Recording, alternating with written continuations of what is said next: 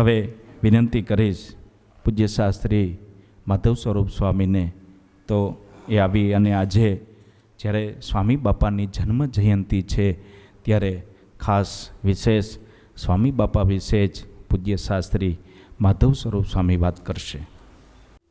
જેનું નામ રેટા થકી મલિન સંકલ્પો સમૂળા ગયા, જેને શરણે થયા પછી ભવતણા ફેરા વિરામી ગયા.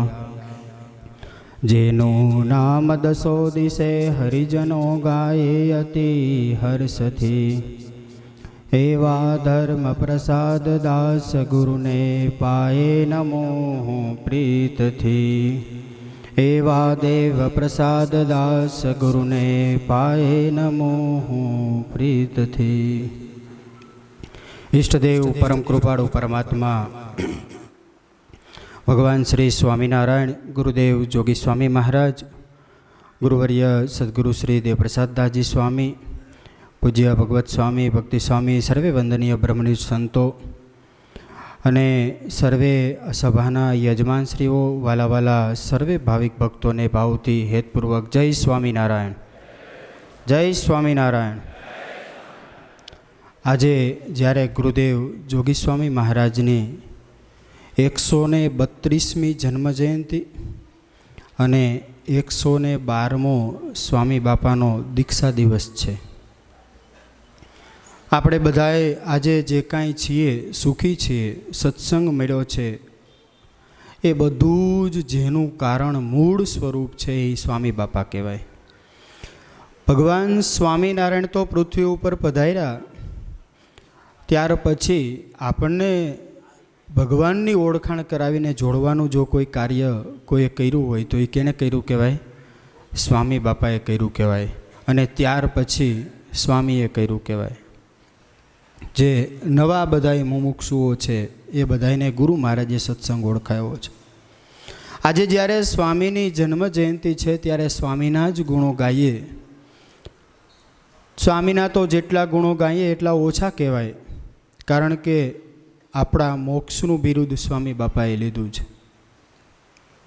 વાલા ભક્તજનો, જેને સૌરાષ્ટ્ર અને સાધુની પંક્તિઓ આજે સોરઠના ભગવાન કહીને બોલાવે છે, એવા જોગી સ્વામી ધર્મપ્રસાદ દાસજી સ્વામી આ સોરઠની ભૂમિમાં થયા.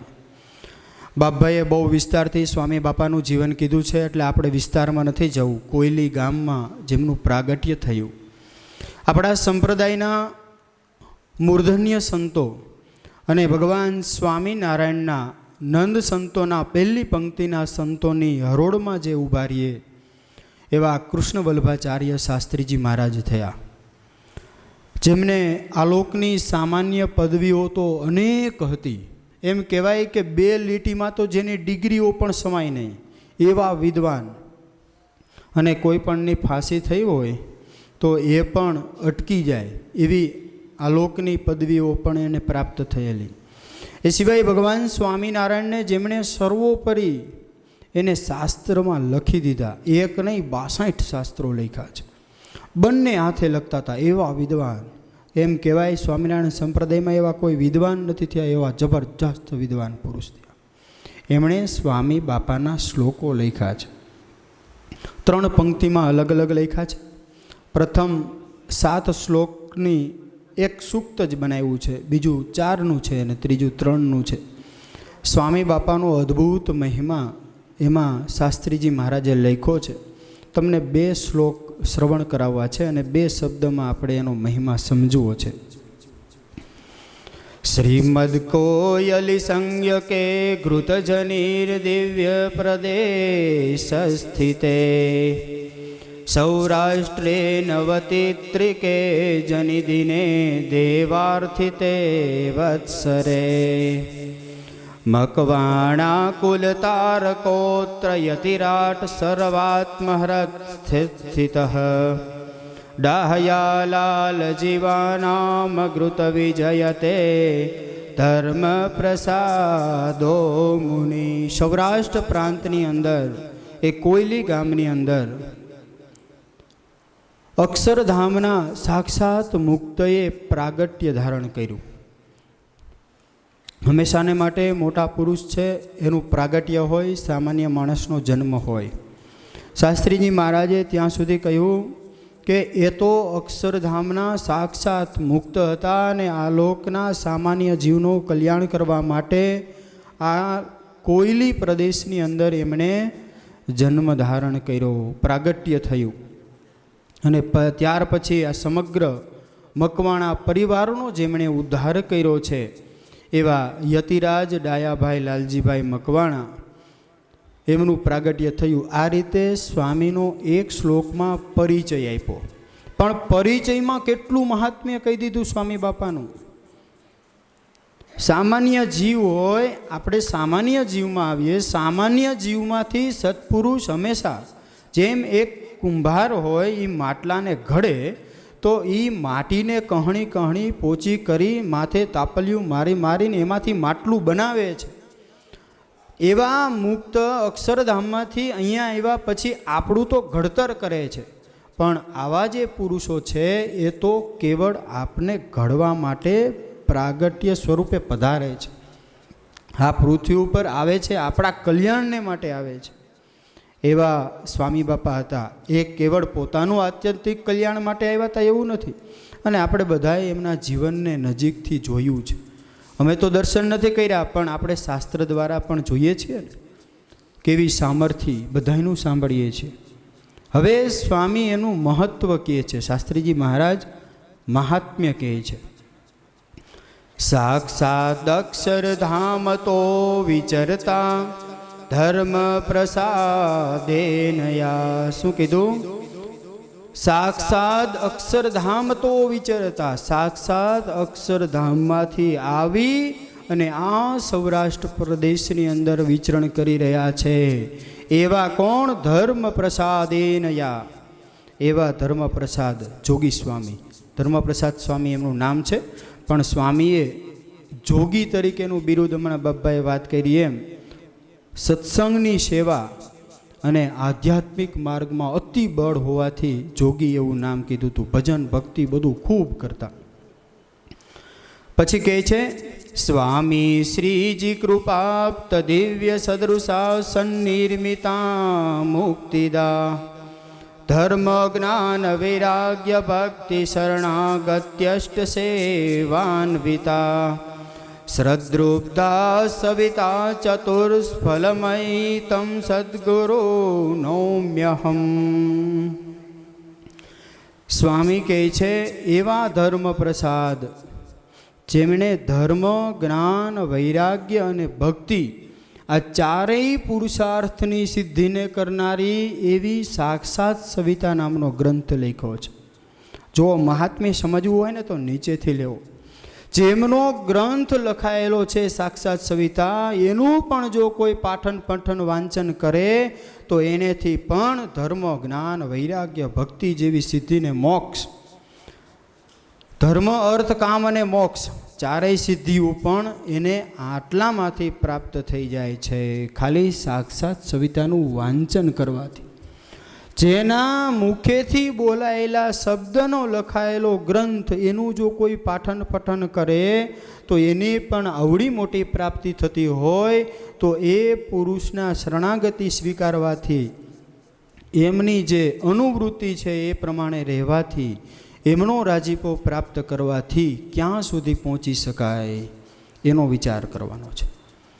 એટલે આવી રીતે અનેક ગુણો, હજી તો ઘણા બધા શ્લોકો છે પણ આપણી પાસે સમય ના હોય એટલો બધો, પણ આવી રીતે સૂક્ત લખ્યું એમાં સ્વામી બાપાએ જેટલા મુમુક્ષુઓના કલ્યાણ કર્યા છે, જે સ્વામી અહીંયા રહીને પૃથ્વી ઉપર કાર્ય કર્યા છે અને સામર્થ્યની દ્રષ્ટિએ, સાધુતાની દ્રષ્ટિએ, નિર્માણીપણાની દ્રષ્ટિએ, વ્યવહારિક દ્રષ્ટિએ અજોડ હતા હો, જેની જોડ કોઈ ના મળે.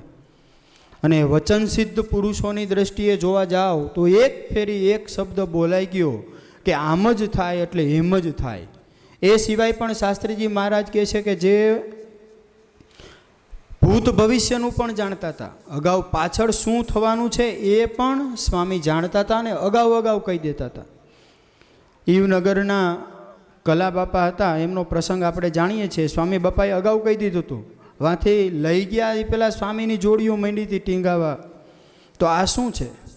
સ્વામી અગાઉથી જાણતા હતા, મોટા પુરુષો હંમેશાને માટે દિવ્ય શક્તિએ યુક્ત જ હોય છે.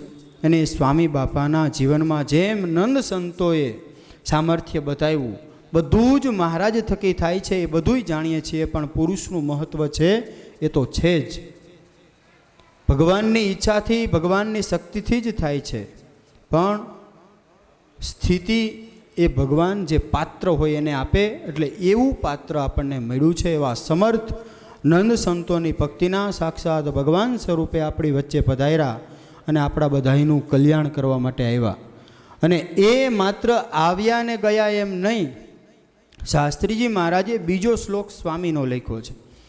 એનું આપણે 2-3 વર્ષ પહેલાં કોરોના વખતે સ્વામીના જન્મોત્સવ ઉપર એ શ્લોકનું વર્ણન કર્યું હતું વિશેષ. અને લગભગ ભગતે પણ 2 સભા પહેલાં કર્યું હતું. એ સ્વામી પણ સ્વામી બાપાને કઈ રીતે રાજી કર્યા અને કઈ રીતે સ્વામી પણ સ્વામી બાપાના ખૂબ કૃપાપાત્ર બન્યા. અને એ જ મુક્ત અક્ષરધામમાંથી આવીને આપણા બધાનું કલ્યાણ કરે છે. એ પણ એમાં શાસ્ત્રીજી મહારાજે લખ્યું છે.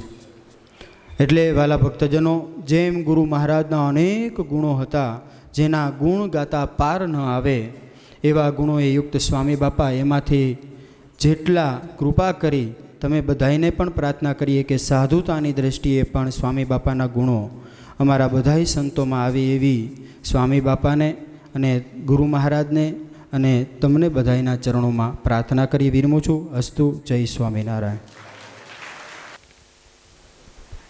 પૂજ્ય માધવ સ્વરૂપ સ્વામીએ ખૂબ સરસ વાત કરી. આજે જ્યારે સ્વામી બાપાની જન્મ જયંતિ છે, ત્યારે સ્વામી બાપા વિશે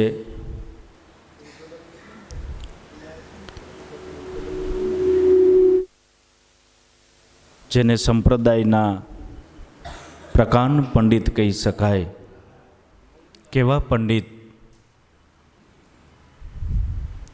શબ્દ બોલીએ તો કદાચ કોઈને વધારે મોટો લાગે, પરંતુ શાસ્ત્રીજી મહારાજે લક્ષ્મીનારાયણ સંહિતાની લેખન કર્યું, 2,20,000 શ્લોકનું.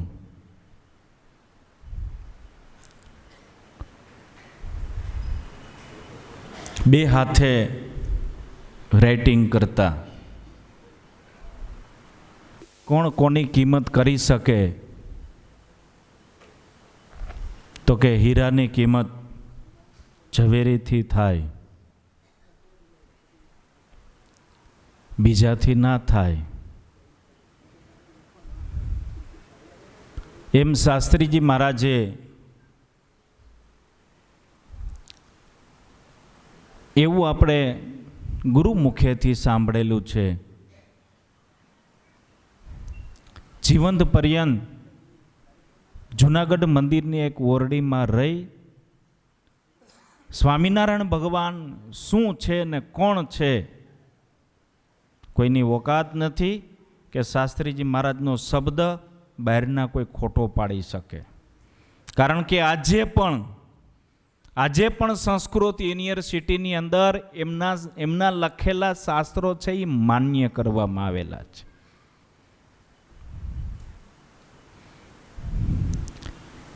એવા મહાન પ્રકાંડ પંડિત,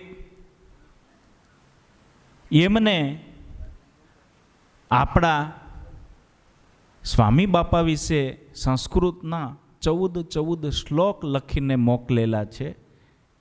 એ શ્લોકની વાત પૂજ્ય માધવ સ્વામીએ કરી.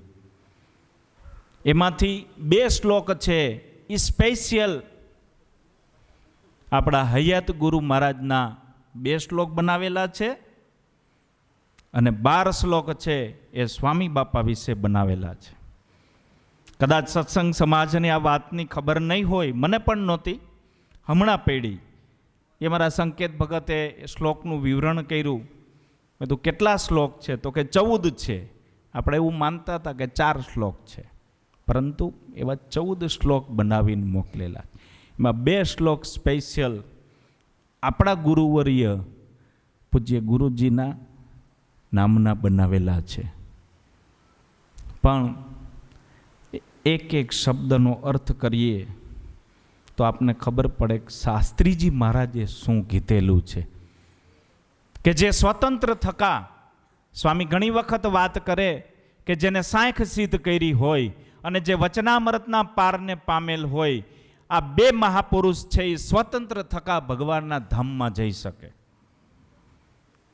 શાસ્ત્રીજી મહારાજની આવડી સામર્થ્ય સિદ્ધિની પ્રતિષ્ઠા હોવા છતાં કાશીના પંડિતો એમ કહેતા કે તમે અહીંયા કાશી આવો, અહીંયા તમારી બધી જ વ્યવસ્થા કરી દઈએ. પંડિતો હાથીની અંબાડી પર બેસાડીને એમની શોભાયાત્રા કાઢતા.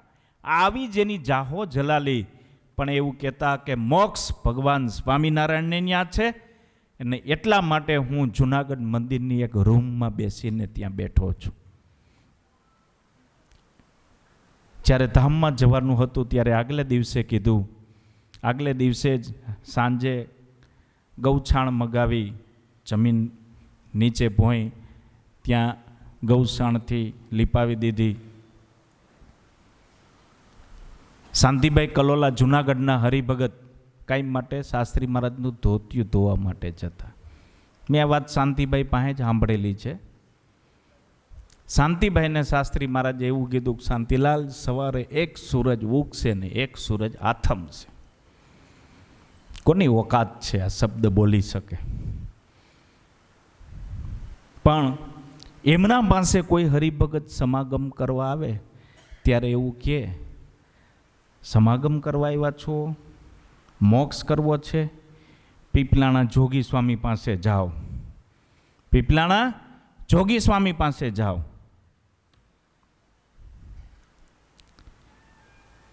એમને જે આ સંપ્રદાયની અંદર એક પ્રૂફવાળી વાત કહી શકાય, જબરજસ્ત વાત કહી શકાય કે આપણા ગુરુ મહારાજ માટે આવા શ્લોક બનાવી અને મોકલેલા. એમની ખૂબ સરસ વાત પૂજ્ય માધવ સ્વામીએ કરી.